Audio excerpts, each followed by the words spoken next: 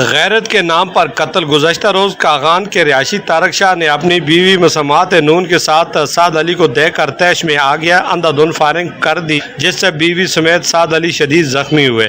मजरूब अस्पताल पहुंचकर जख्मों की ताब न लगकर चल बसा, जबकि बीवी अभी तक अस्पताल में जेर इलाज है। मसमात नून की दरख्वास्त पर थाना बालाकोट में कत्ल का मुकदमा खावन तारक शाह के खिलाफ दर्ज कर लिया। पुलिस ने मुलजिम को गिरफ्तार करके जेल भेज दिया, जबकि मजरूबा खातून का कहना था कि मकतूल साद अली मेरा फूफीजाद भाई था, जो मेरे घर खावंद की अदम मौजूदगी पर आया और खावंद ने अचानक देखकर शक की बिना पर फायरिंग करके कत्ल कर दिया। साद अली को आबाई कब्रिस्तान कागान में सुपुर्द खाक कर दिया।